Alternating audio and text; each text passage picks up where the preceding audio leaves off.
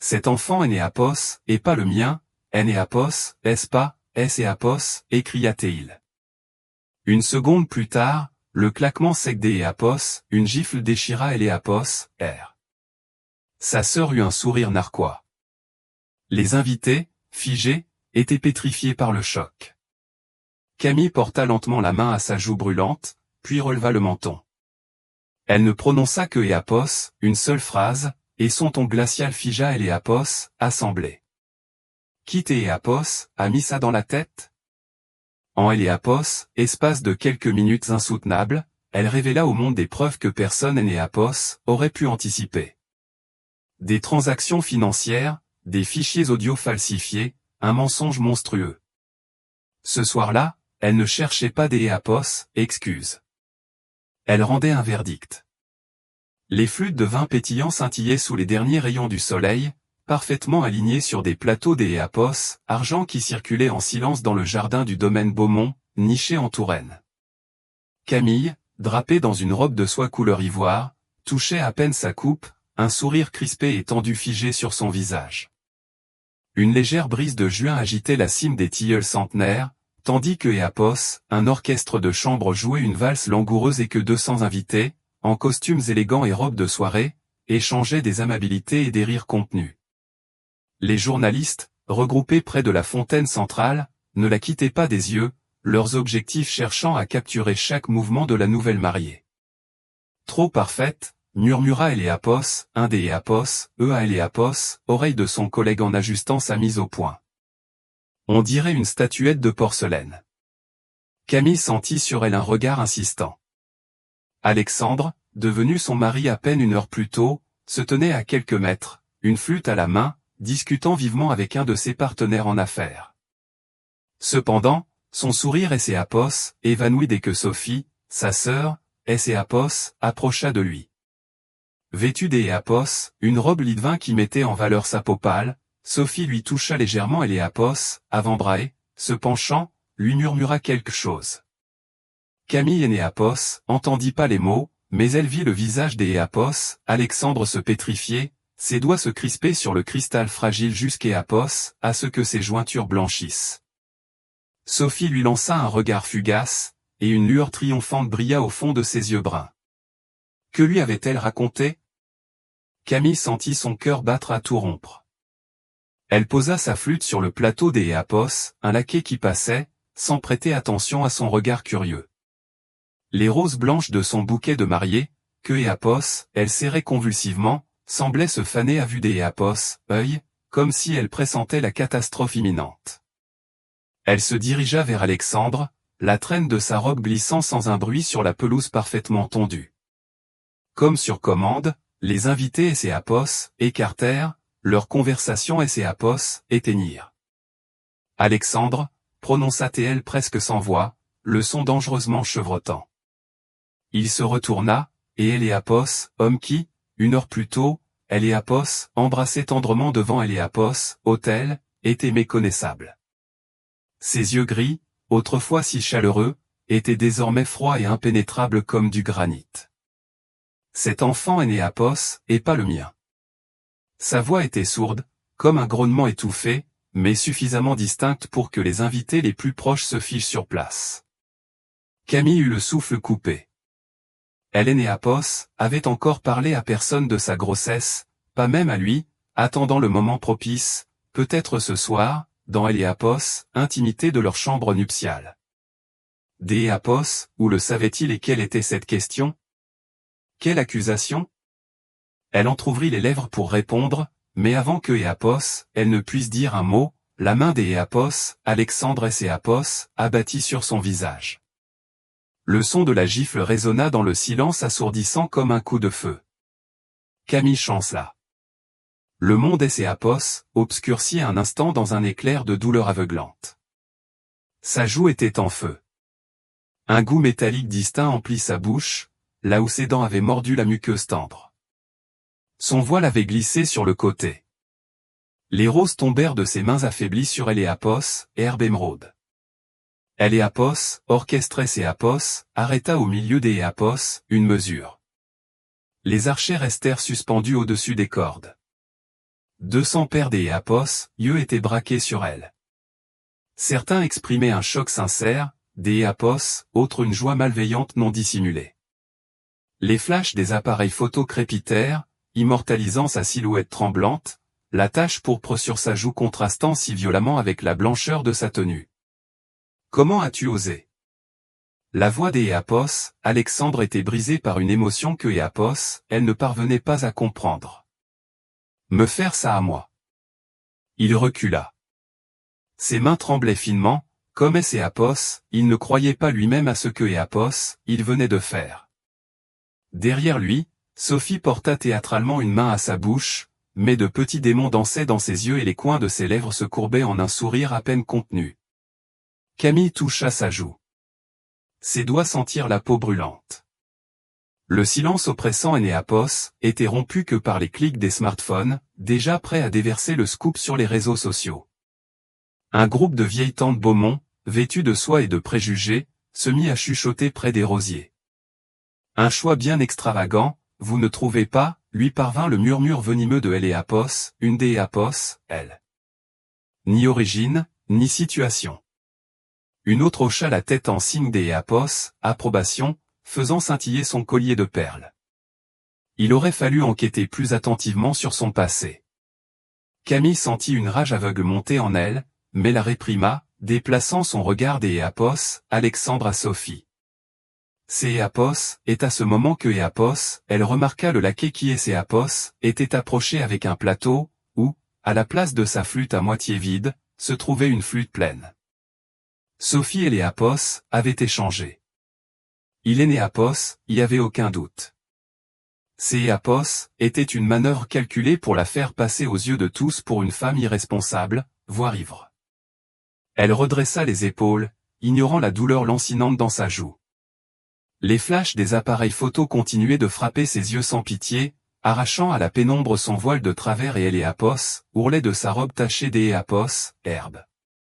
Elle plongea son regard dans celui des Alexandre, tentant des y retrouver homme que elle avait aimé pendant 3 longues années. Elle homme qui lui avait demandé sa main dans ce même jardin. Elle homme qui ne se doutait même pas que elle portait son enfant. Mais dans son regard, il est né y avait que de la colère, mêlée à une ombre de honte. Camille, dit-il plus bas, des un ton presque suppliant.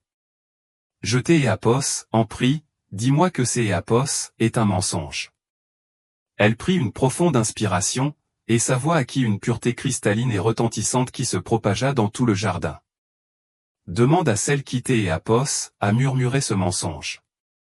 Son regard se planta dans celui de Sophie, dont le sourire suffisant vacilla une fraction de seconde. Les invités étaient figés, les téléphones toujours pointés sur eux. Le murmure grandissait. Un journaliste, un peu plus loin, griffonnait fiévreusement dans son carnet en marmonnant à son collègue, « Demain, ça va faire exploser Internet. » Camille se tenait immobile, sa silhouette se découpant sur la fontaine, dont les jets scintillaient dans le crépuscule comme les éclats des un miroir brisé. Sophie et ses avança. Sur son visage, une expression mêlant fausse innocence et défi insolent. À ses pieds gisaient des pétales de rose. Leurs bords commençaient déjà à brunir, comme si le jardin lui-même pleurait ce qui venait de se passer. Camille ne pleura pas, ne effondra pas. Elle se tenait là, la tête haute dans sa tenue de mariage abîmée, mais avec un sentiment de dignité inébranlable. Les invités attendaient, retenant leur souffle, ce que elle allait dire ou faire ensuite. Mais elle ne leur donna pas ce plaisir. Pas encore. Elle regardait Sophie avec un défi dans les yeux, et il semblait que tout le jardin et ses étaient figés avec elle. Camille resta immobile. La joue brûlante se rappelait à elle par une douleur sourde. Son regard était rivé sur Sophie. Les invités formaient un cercle serré autour des eux. Les smartphones dans leurs mains, pointés sur elle, ressemblaient à des canons de pistolet, enregistrant chaque instant de son humiliation. Le crépitement des flashs ne cessait pas, et le hashtag scandale Beaumont se propageait déjà de manière virale sur les réseaux sociaux. Elle et orchestre était silencieux, les violonistes figés, leurs archets levés. Seule la fontaine continuait son murmure indifférent. « Quitte Eléapos, a dit, répéta Camille. Sa voix, tranchante comme un scalpel, fendit le silence de mort du jardin. Alexandre, les jointures de ses poings serrés blanchis, jeta un regard à sa sœur. Sur son visage, la fureur luttait contre la confusion. Sophie fit un pas en avant. Sa robe bordeaux Eléapos agita comme une langue de feu. Je ne pouvais pas laisser mon frère se faire abuser aussi vilement, dit-elle d'Eléapos, une voix mielleuse, où perçait cependant une note de panique. Camille, tu comprends de quoi je parle, Eléapos, est-ce pas? Elle balaya la foule du regard, cherchant de la sympathie, mais les invités étaient absorbés par leurs enregistrements, leurs chuchotements se fondant en un bourdonnement croissant. Camille sentit une fureur pure et froide remplacer la douleur. Répète, dit-elle, détachant chaque mot qui résonnait lourdement dans Eléapos, air immobile. Dis-le devant tout le monde. Alexandre tressaillit, sa cravate de travers. Il évitait obstinément de regarder Camille dans les yeux. Elle a dit, balbutia-t-il d'Eléapos, une voix brisée, que Eléapos, enfant, pourrait ne pas être. Il se tut, incapable de prononcer le mot terrible. Sophie saisit cette occasion, relevant le menton. J'Éapos, et des preuves, lança-t-elle avec une hâte excessive. Votre correspondance avec Julien. Elle fouilla dans son sac à main, en sortit une feuille de papier froissé et la tendit à Alexandre comme un trophée. Les invités se penchèrent en avant avec avidité. Les caméras de leurs téléphones zoomèrent sur le document. Camille restait immobile. Son regard était fixé sur le papier. « Laisse-moi voir », dit-elle en tendant la main. Sa voix était ferme, bien que ses doigts la trahissent en tremblant. Sophie hésita, pinçant les lèvres, mais Alexandre, dans un accès de colère, jeta la feuille à ses pieds. Le papier tomba près des pétales de roses éparpillés. Une tache de vin pétillant Eléapos y étendit. Camille se pencha pour le ramasser, ignorant les centaines de regards brûlants. Les lignes imprimées montraient une prétendue conversation de la veille, pleine d'Eléapos, insinuations vulgaires et intimes, suggérant une liaison. Mais quelque chose clochait. Les dates, le style, tout semblait trop lisse, trop faux. « Eléapos est un faux, dit-elle, regardant Sophie droit dans les yeux. Et tu le sais très bien. La foule laissa échapper un hoquet de surprise, les flashs crépitèrent avec une force redoublée. Un des reporters murmura à un autre, ça va faire la une. Camille sentit un léger contact sur son bras. Eléapos était un serveur qui Eléapos apprêtait à éponger la tache de vin sur sa robe, mais il fut arrêté par le regard autoritaire de Martine, qui se tenait près du rosier. La matriarche de la famille, dans une robe de soie grise, observait la scène, son visage un masque impénétrable de mépris glacial. À cet instant, Camille comprit. Sophie Eléapos agissait pas seule. Toute cette famille était déterminée à la détruire. Si tu ne me crois pas, Alexandre, dit Camille en élevant la voix pour que tous Eléapos entendent, réglons ça ici et maintenant, devant tout le monde. Elle fit un pas vers Sophie.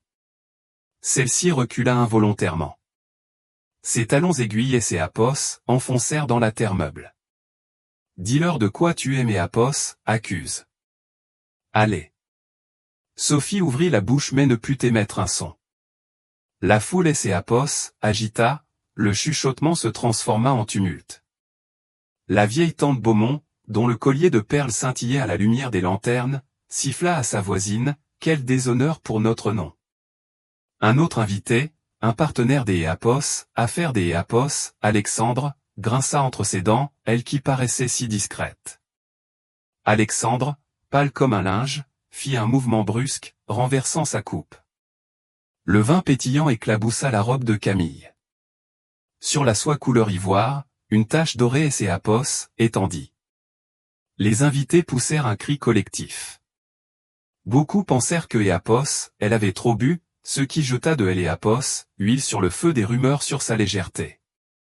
Camille, ça suffit, cria Alexandre d'Eléapos, une voix tremblante. Ne te couvre pas de honte. Mais elle Eléapos ignora.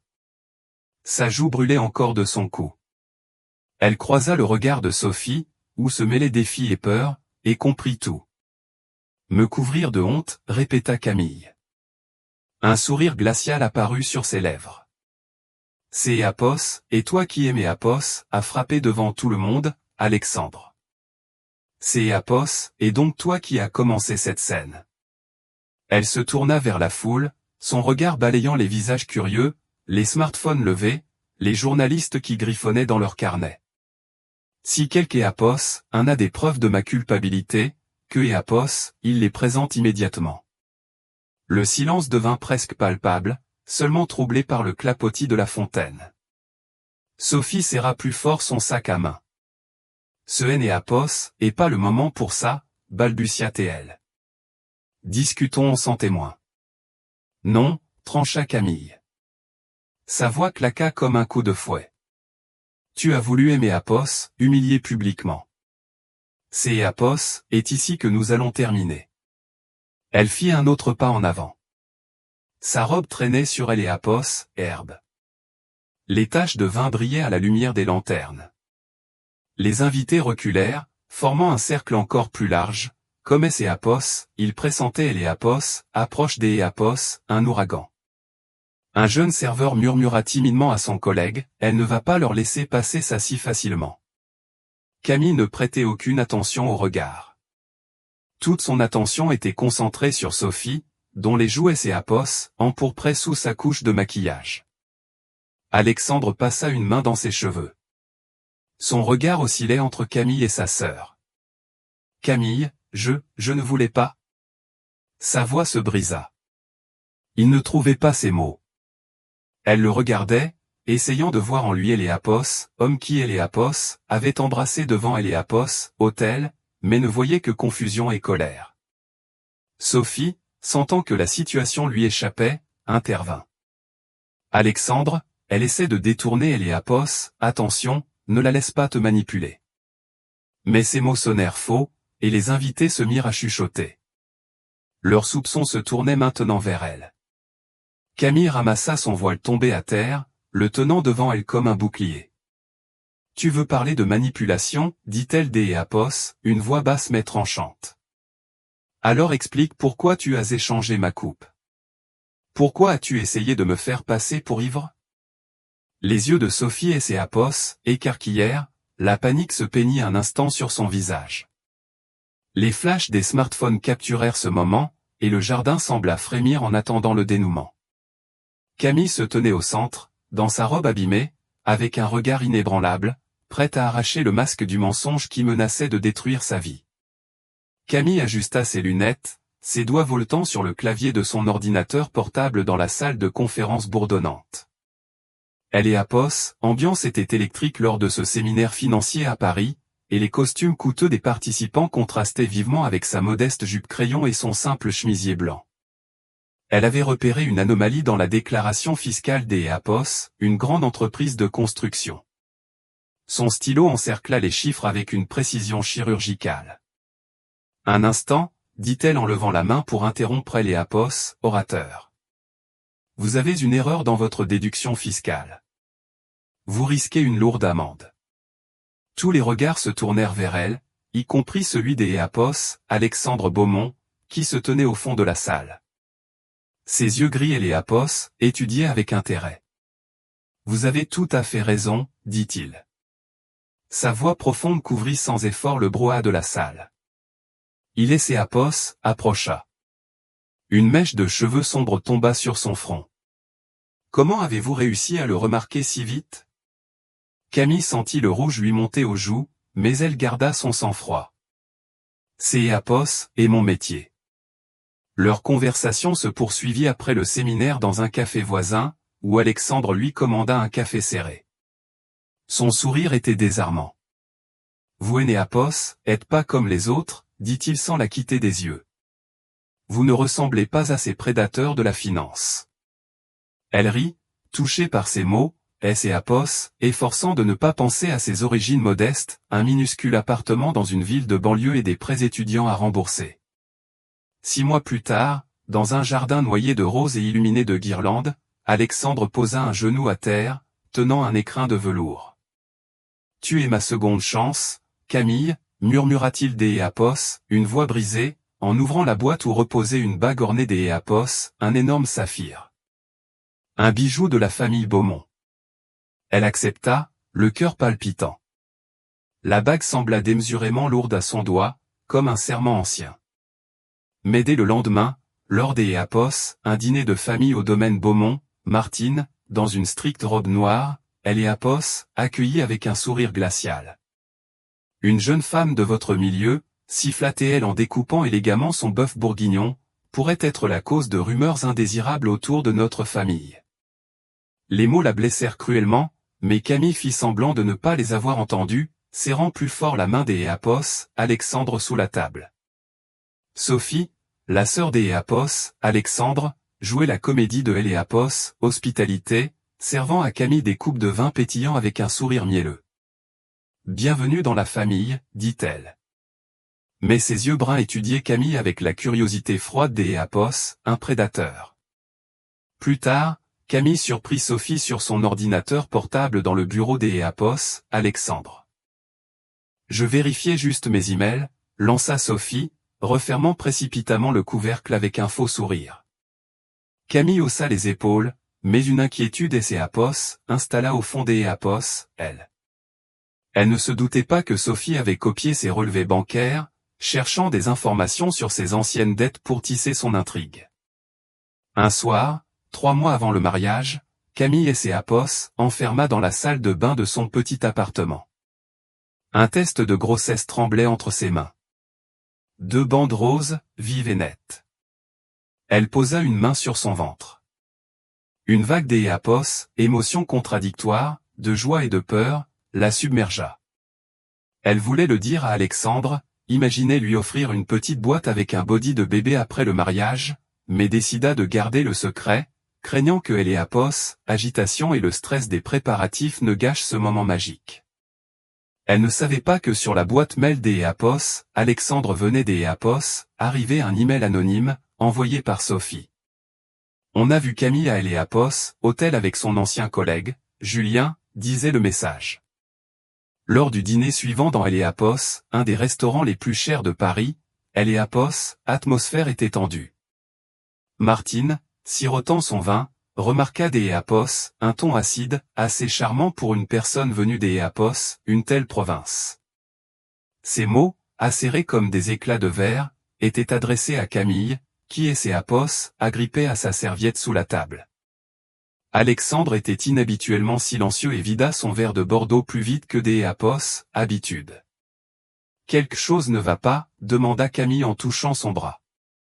Il hocha la tête, mais détourna le regard.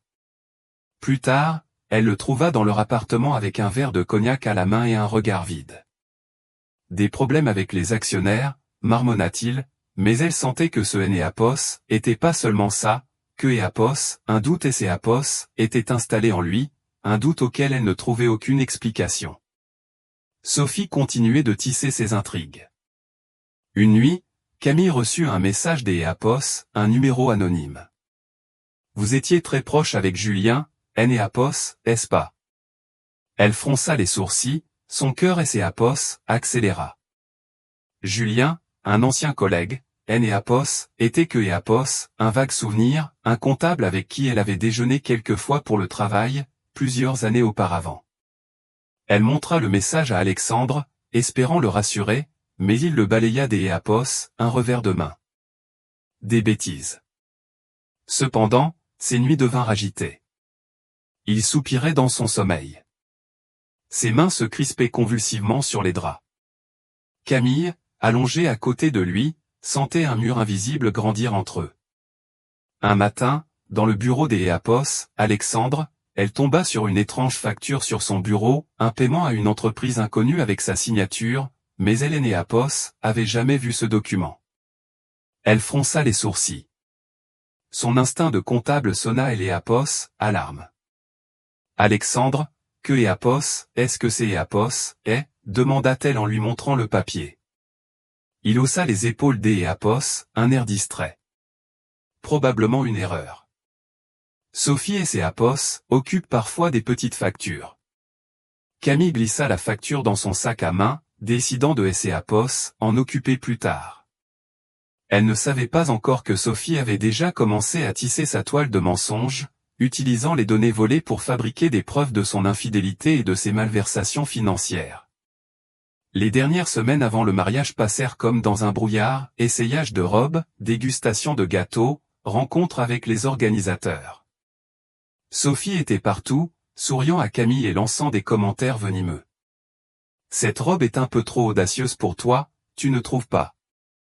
Camille essayait de ne pas y prêter attention, se concentrant sur Alexandre, mais il devenait de plus en plus distant, S.A.P.O.S., absentant souvent pour téléphoner et la regardant parfois comme S.A.P.O.S., il essayait de résoudre une énigme complexe. Une nuit, une semaine avant le mariage, elle le surprit assis dans le noir, un verre à la main. « Es-tu heureux ?» demanda-t-elle, une boule dans la gorge. Il se tourna, son visage à moitié dans L.A.P.O.S., ombre. « Je t'ai aime, répondit-il. Mais ce N.A.P.O.S. était pas une réponse à sa question. Le jardin du domaine, où il et S.A.P.O.S. étaient fiancés, semblait maintenant lointain et irréel. Les roses dans ses souvenirs et S.A.P.O.S. étaient fanées. Elle toucha la bague à son doigt. Le saphir brilla, comme pour L.A.P.O.S. avertir des S.A.P.O.S. un danger. Les fissures dans leur relation, des S.A.P.O.S. à bord invisible, S.A.P.O.S. élargissaient, et elle sentait instinctivement que quelque chose de terrible approchait. Sophie claqua vivement son sac à main. Le clic sec du fermoir résonna en écho dans la chambre à moitié obscure du marié. 2 jours avant le mariage, le domaine Beaumont bourdonnait des S.A.P.O.S., une agitation contenue. Les domestiques astiquaient les S.A.P.O.S., argenterie. Les fleuristes composaient des arrangements de roses des S.A.P.O.S., équateur. Sophie, assise sur un canapé en velours, tendit une enveloppe à Alexandre. « Regarde » dit-elle des S.A.P.O.S., une voix basse et insinuante. Alexandre, en chemise déboutonnée, fronça les sourcils. Ses doigts se posèrent avec hésitation sur le papier. À S.A.P.O.S., intérieur se trouvaient des captures des S.A.P.O.S., écran des S.A.P.O.S., une conversation, prétendument entre Camille et son ancien collègue Julien, pleine des S.A.P.O.S., allusions ambiguës. S.A.P.O.S. amené en bateau, ajouta Sophie. Ses yeux bruns brillaient des S.A.P.O.S., une fausse compassion. Et S.A.P.O.S., enfant, on ne sait même pas de qui il est. Alexandre laissa tomber S.A.P.O.S., enveloppe, son visage devint livide. Ce S.A.P.O.S. est pas possible, murmura-t-il, mais sa voix tremblait, brisée par le doute. Il ramassa S.A.P.O.S., une des captures des S.A.P.O.S., écran, relisant les mots, « Tu me manques tellement, Julien ». La date indiquait le mois précédent, précisément au moment où Camille, selon ses dires, restait tard au travail pour examiner les comptes de S.A.P.O.S. entreprise. Sophie posa une main sur son épaule. S.A.P.O.S. et toujours su que S.A.P.O.S. elle était trop ambitieuse, dit-elle, choisissant soigneusement ses mots, aussi tranchants que S.A.P.O.S., un rasoir. Une fille comme elle, sans nom, sans un sou. Elle a simplement saisi sa chance. Alexandre serra les dents. S.A.P.O.S., air lui manquait. Je dois lui parler, halta-t-il. Mais Sophie secoua la tête. Pas maintenant. Épouse-la. Laisse-la croire que S.A.P.O.S., elle a gagné, et puis, au moment opportun, tu la démasqueras.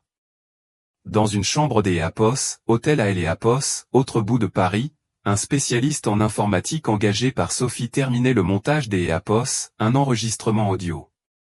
Parfait, marmonna-t-il en écoutant la voix synthétisée par une intelligence artificielle de Julien, qui avouait une liaison avec Camille. On ne peut pas faire la différence avec la vraie, assura-t-il à Sophie par téléphone. Sa voix se perdait dans le cliquetis des touches. Sophie sourit en raccrochant. Ensuite, elle glissa dans le bureau des S.A.P.O.S., Alexandre un faux relevé bancaire, attestant de transferts importants vers un compte offshore ouvert au nom de Camille. Chaque détail était travaillé. Le numéro de compte, la signature numérique, tout était fait pour résister à une vérification superficielle.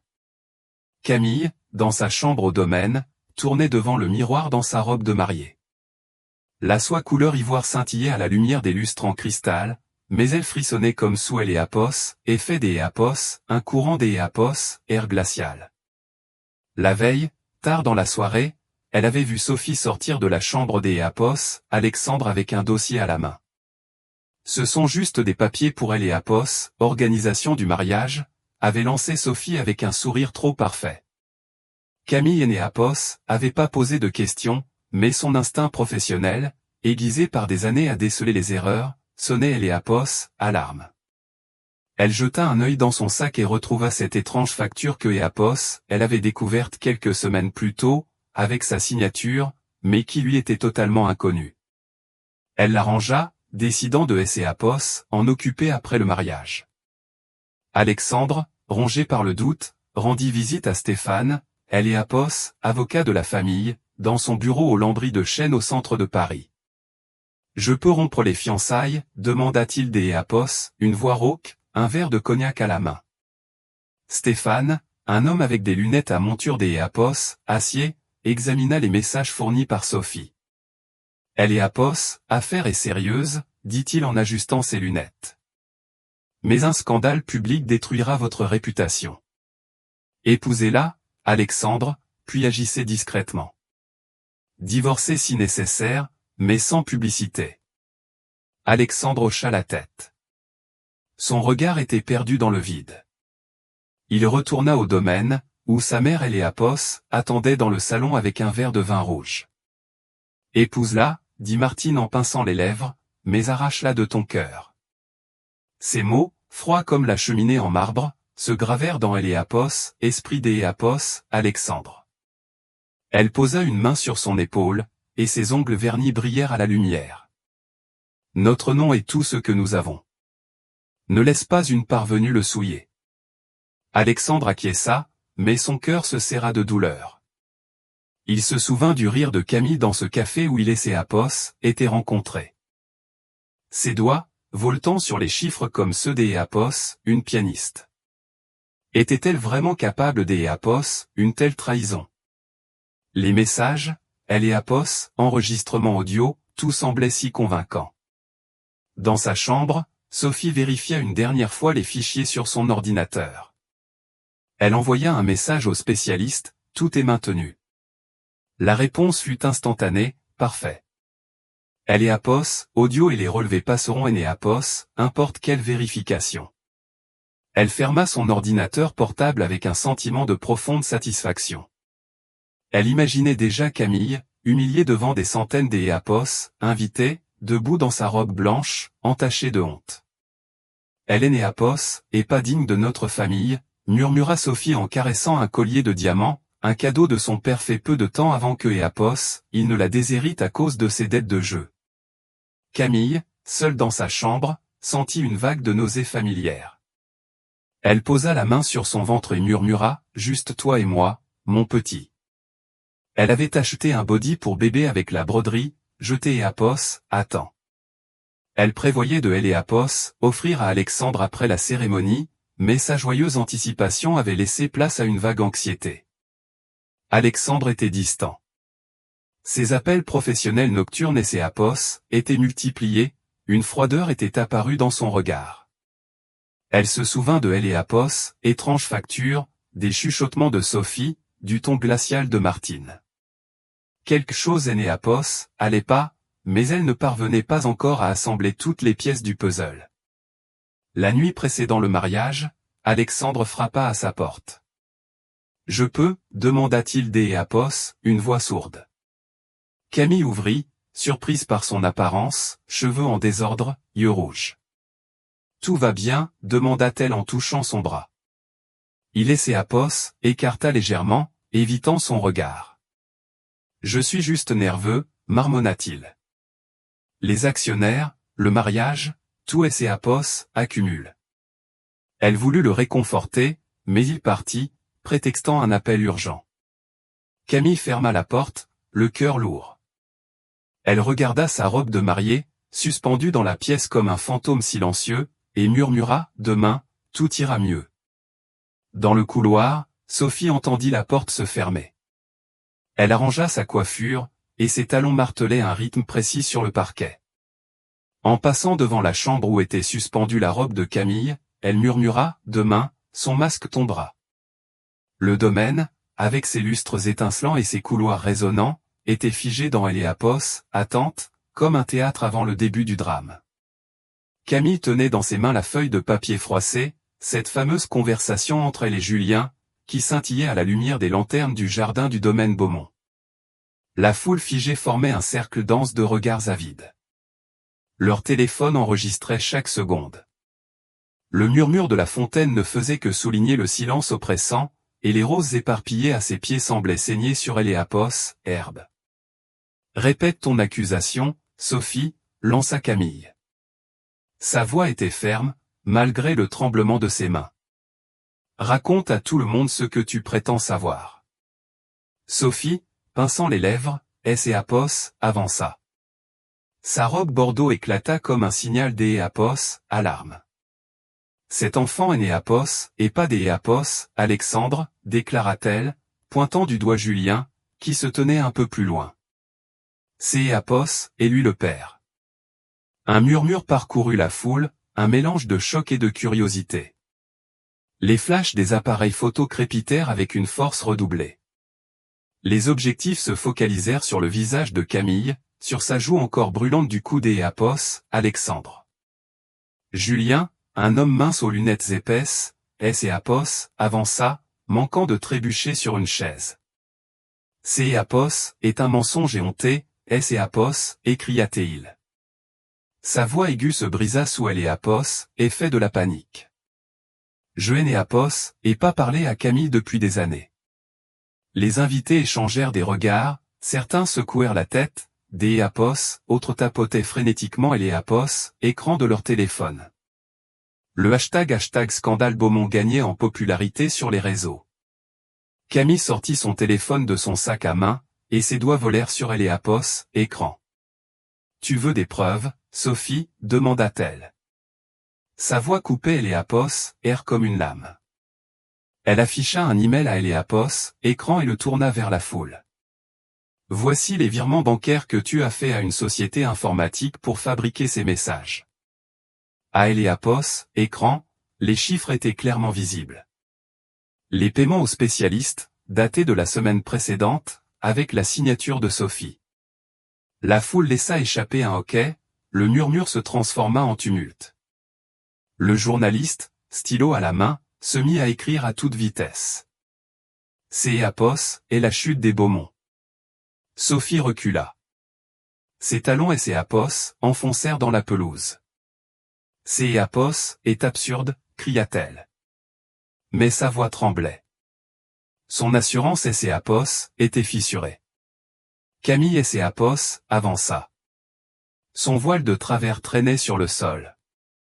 Tu as aussi payé pour un faux enregistrement audio, ajouta-t-elle, montrant une autre pièce jointe, un contrat avec une entreprise spécialisée dans les technologies d'Héliapos, intelligence artificielle.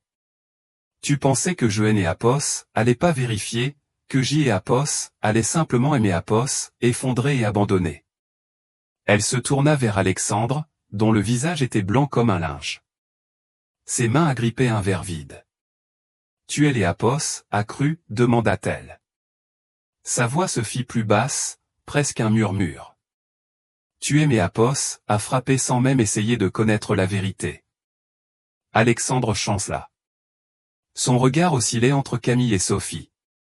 Je ne sais pas qui croire, balbutia-t-il d'Héliapos, une voix rauque. Il passa une main dans ses cheveux. Sa cravate était désespérément de travers. Les invités et Héliapos agitèrent, leurs chuchotements se transformèrent en exclamations. La tante Beaumont, faisant scintiller son collier de perles, siffla à sa cousine, « Quel déshonneur pour notre nom !» Le partenaire d'Héliapos, Alexandre, dans un costume gris impeccable, secoua la tête. Il aurait dû chercher à comprendre avant de lever la main. Camille posa une main sur son ventre, un geste presque inconscient, mais qui attira Héliapos, attention de tous. Cet enfant, dit-elle, sa voix résonnant dans le jardin, claire et inébranlable, Héliapos, a pas besoin de ta confiance, Alexandre. Les mots sonnèrent comme un verdict, et la foule retint son souffle. Les flashs des téléphones immortalisèrent son visage, la tache de vin sur sa robe et son regard d'Éapos, acier. Sophie tenta de répliquer. Tu essaies de détourner Éapos, attention, Camille. Ces emails ne prouvent rien. Mais sa voix était faible. Elle se noya dans le brouhaha des voix. Un serveur hésitant Éapos approcha avec un plateau, proposant des serviettes, mais Camille Éapos ignora. Elle se retourna vers la foule, et sa robe tachée scintillait à la lumière des lanternes. Vous voulez savoir la vérité, lança-t-elle. Sa voix porta jusqu'Éapos, aux coins les plus reculés du jardin. Sophie a fabriqué ses preuves pour se débarrasser de moi. Elle avait peur que je découvre quelque chose. Elle marqua une pause. Son regard se planta dans celui de Sophie. Et c'est Éapos, et ce que Éapos ait fait. Les invités se penchèrent en avant. Leur téléphone était toujours prêt, avide de connaître le dénouement. Un journaliste murmura à son collègue, c'est Éapos, et mieux que Éapos, importe quelle série. Alexandre fit un pas vers elle, tendant la main, comme pour implorer son pardon. Camille, je... Mais Éapos arrêta d'Éapos, un geste autoritaire.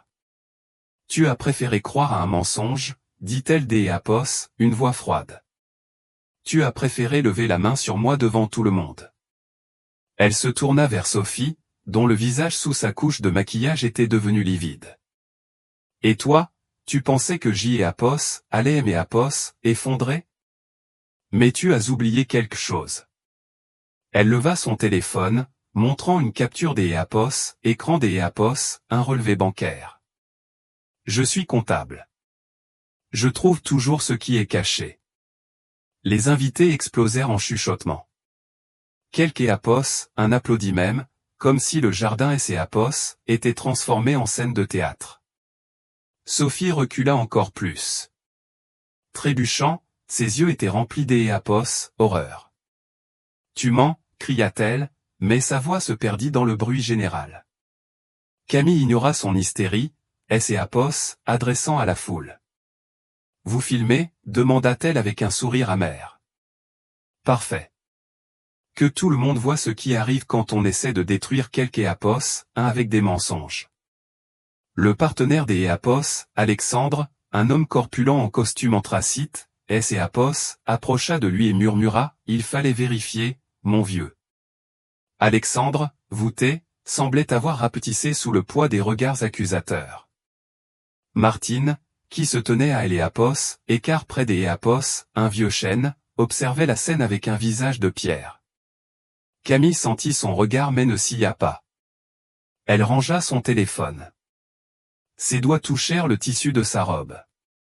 La tache de vin, semblable à une plaie ouverte, semblait luire dans la pénombre du jardin. Les flashs continuaient de crépiter sans pitié, Sophie, acculée, serrait son sac à main, ses onglets Éapos, enfonçant dans le cuir coûteux. Tu ne pourras pas le prouver, balbutia-t-elle, mais sa voix était à peine audible. Camille se tenait au centre du jardin. La fontaine scintillait derrière elle, et son ombre Éapos étirait vers Éapos, avant, comme une promesse.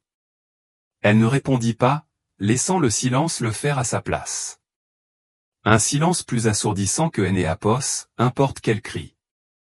Camille monta dans la vieille Renault 4 litres de son oncle, garée au bout de Éapos, allée du domaine Beaumont. La portière se referma avec un bruit sourd, la coupant des cris et des chuchotements.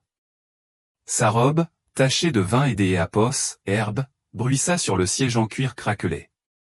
Par la fenêtre, les lumières du jardin Éapos éloignaient. Leur lueur tremblante se dissolvait dans Éapos, obscurité de la nuit. Son oncle, Jean-Pierre, un homme aux tempes grisonnantes, démarra sans un mot. Ses mains serraient fermement le volant. Camille posa une main sur son ventre, sentant le tissu froissé sous ses doigts. Tout ira bien, murmura-t-elle, plus pour elle-même que pour Éapos, enfant à naître. Vers minuit, Éapos, histoire de la gifle avait fait exploser les réseaux sociaux. Les vidéos se propageaient à une vitesse folle. Voici la main d'Éapos, Alexandre, voici la voix de Camille défiant Sophie. Voici son départ, la traîne de sa robe glissant sur Eléapos, herbe. Les titres des sites d'Eléapos, information criait, la mariée humiliée. Scandale dans la famille Beaumont. Les commentaires en ligne allaient de la colère vertueuse à la curiosité malveillante. Certains surnommèrent Camille, la fiancée trahie. Elle éteignit son téléphone, ne voulant plus voir ça. Dans un hôtel anonyme en périphérie de Paris, elle retira sa robe de mariée, la laissant tomber sur le sol comme une peau de serpent. Sous la douche, Eléapos, eau chaude lavait la douleur de sa joue, mais ne pouvait éteindre le feu de la colère qui faisait rage en elle. Pendant ce temps, au domaine Beaumont, Eléapos, était le chaos. Les invités étaient partis. Alexandre Eléapos était enfermé dans son bureau avec un verre de cognac. Sophie, les joues en feu, criait dans son téléphone à son avocat, Eléapos, et de la diffamation, elle a tout manigancé. Mais la machine était lancée. Des journalistes d'Eléapos, investigation, flairant un scoop majeur, découvrirent que Sophie avait détourné 2,7 millions d'Eléapos, euros de la fondation caritative des Beaumont. Les preuves, divulguées anonymement à la presse, montraient des virements vers des sociétés écrans, toutes liées à son petit ami, un avocat véreux nommé Mathieu. Alexandre fut convoqué au conseil d'Eléapos, administration et démis de ses fonctions de PDG. « Tu nous as déshonorés », lui lança un des actionnaires. Son costume coûteux était froissé après une nuit blanche. Camille, déjà installée dans une maison sur la côte d'Eléapos, Azur, près de Cassis, rangeait ses quelques affaires. Les vagues se brisaient sur les rochers, leur bruit régulier Eléapos, apaisait et la distrayait de ses nausées matinales. La lumière du soleil filtrait à travers les rideaux de lin, réchauffant le vieux parquet en bois. Elle passa la main sur son ventre, sentant un léger mouvement. « Léo » murmura-t-elle, prononçant ce nom pour la première fois. « Don de Dieu ». Eléapos avait pas de plan précis, seulement la ferme conviction que Eléapos, y avait pas de retour en arrière possible. Son oncle, venu Eléapos, aider à Eléapos, installé, posa une main sur son épaule. « Tu es plus forte que Eléapos, eux tous », dit-il de sa voix rauque. Elle hocha la tête, regardant la ligne d'Eléapos, horizon.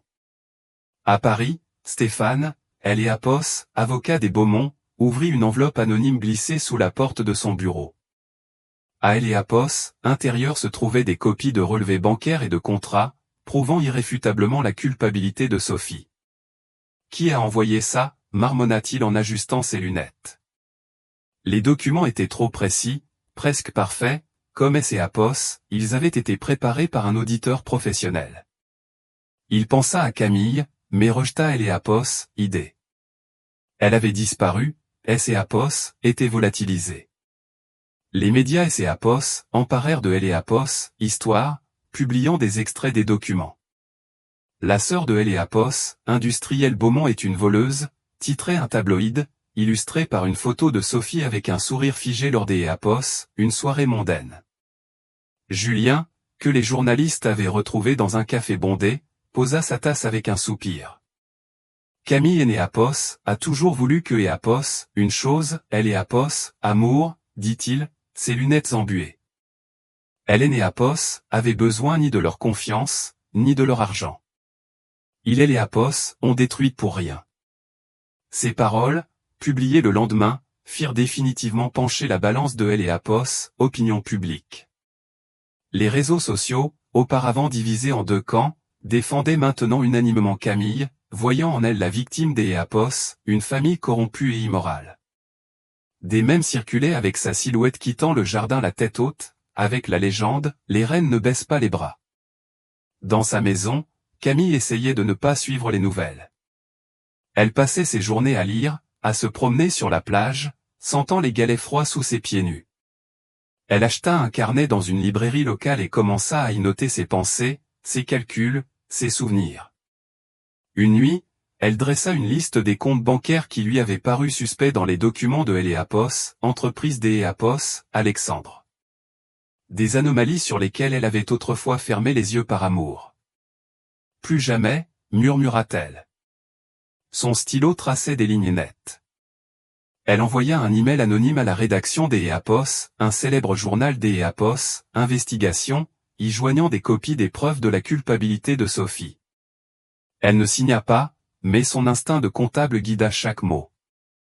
Alexandre, enfermé dans son appartement parisien, regardait son empire et ses Éapos effondrer. Les actionnaires réclamaient leur argent, les contrats étaient rompus.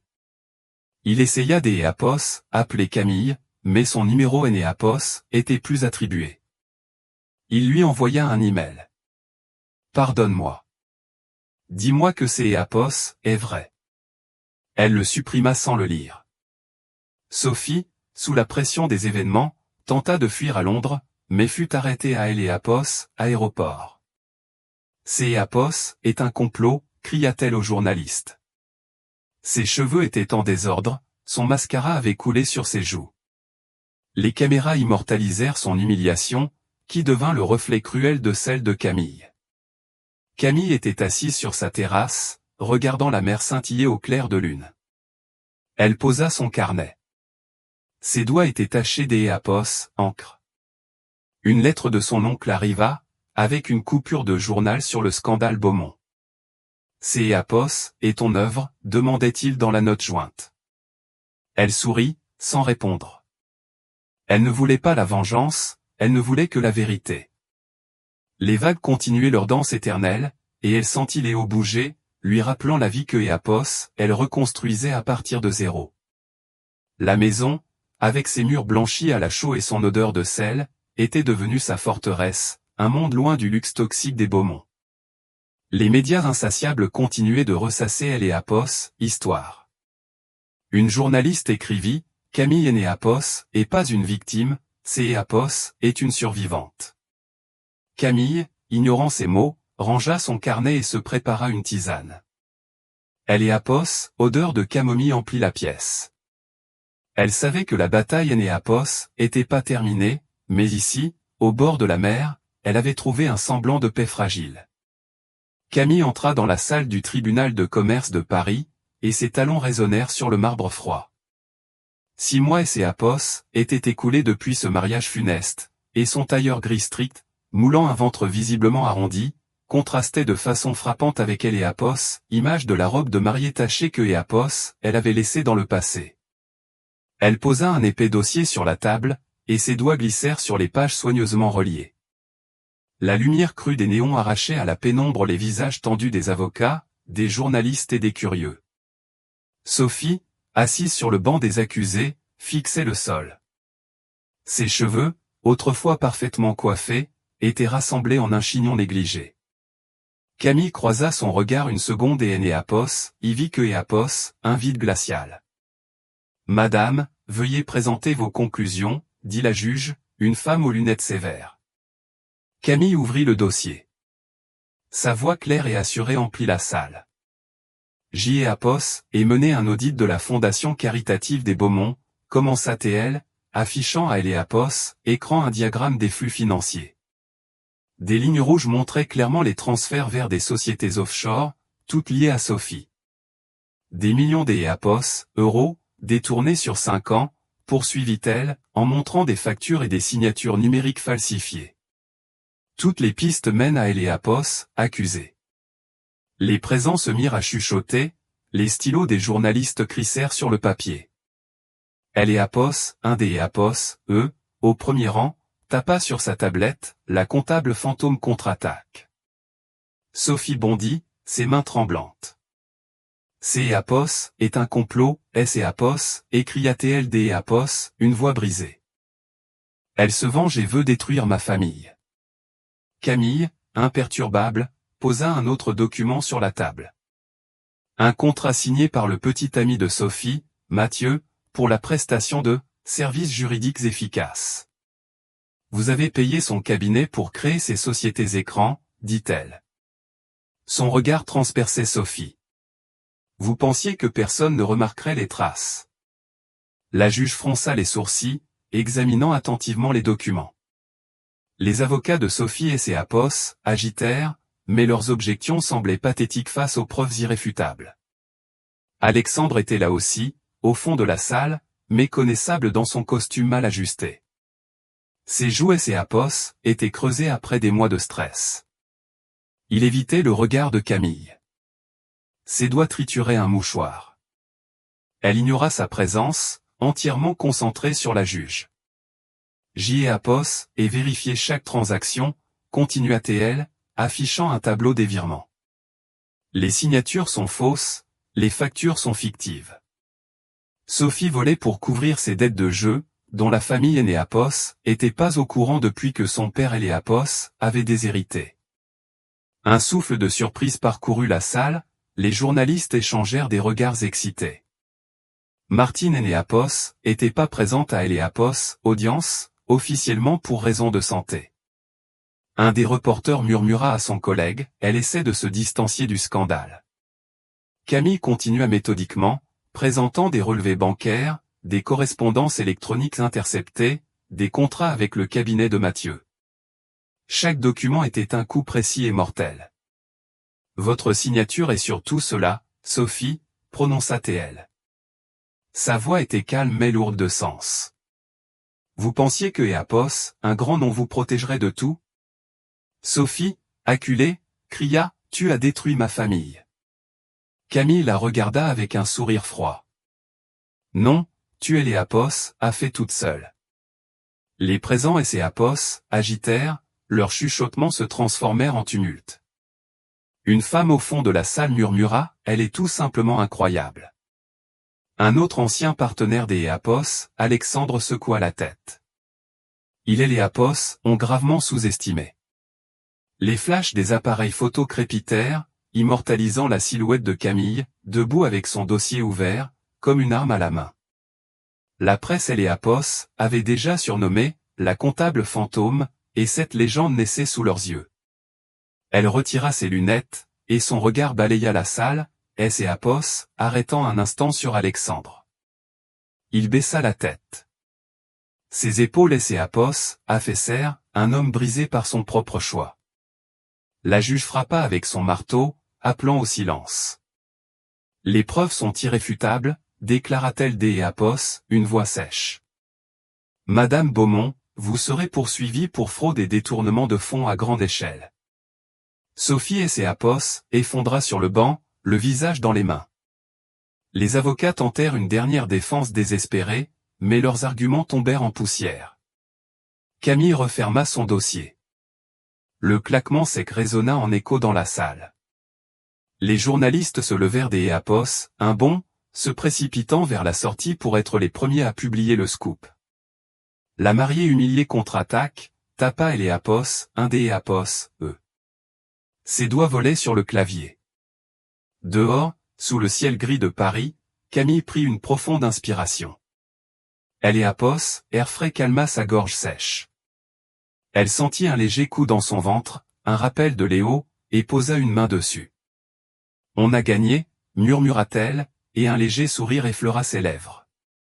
Un journaliste se précipita vers elle avec un micro. Madame, un commentaire? Elle secoua la tête et monta dans la Renault 4 litres de son oncle. Les flashs continuaient de crépiter, mais Hélène Apos y prêtait aucune attention. Son regard était tourné vers Apos, avant. Le palais de justice, avec ses murs froids et sa lumière au néon, resta derrière, comme un chapitre clos de sa vie. Plus tard, dans sa maison, elle lisait les titres, la comptable fantôme détruit un empire financier. Elle posa son téléphone, préférant le bruit des vagues derrière la fenêtre. Son oncle, assis à la table de la cuisine, leva sa tasse de café. Tu leur as bien réglé leur compte, dit-il avec une fierté non dissimulée dans la voix. Camille haussa les épaules, son stylo prenant déjà des notes pour un nouveau client. Ce Apos est pas encore la fin, dit-elle des Apos, une voix douce mais ferme. Elle savait que Sophie ferait appel, que les Beaumont se battraient jusqu'à Apos, au bout, mais elle était prête. Alexandre, resté à Paris, errait dans un appartement vide aux murs nus après la vente des meubles. Il écrivit une lettre que Apos, Apos, osa jamais envoyer. Apos, et crut à un mensonge. Pardonne-moi. Camille, loin de lui, aménageait la chambre de Léo, peignant les murs en bleu pastel. Les journaux empilés sur sa table la célébraient comme une héroïne, mais elle ne les lisait pas. Elle préférait le silence de sa maison, les cris des mouettes et la promesse des Éapos, un nouvel avenir que Éapos, elle construirait elle-même. Camille berçait Léo dans ses bras, ses petits doigts agrippant un hochet en bois. La maison au bord de la mer sentait le sel et le romarin, et une légère brise agitait les rideaux de lin. Dehors, le soleil de Éapos, après-midi jouait des reflets dorés sur les vagues, et Léo gazouillait. Ses yeux gris-verts, hérités des Éapos, Alexandre, pétillaient de joie. Camille toucha sa joue chaude et douce, et son visage Éapos, illumina des Éapos, un sourire. 6 mois Éapos, étaient écoulés depuis le procès, et Sophie purgeait une peine de 7 ans dans une prison fédérale.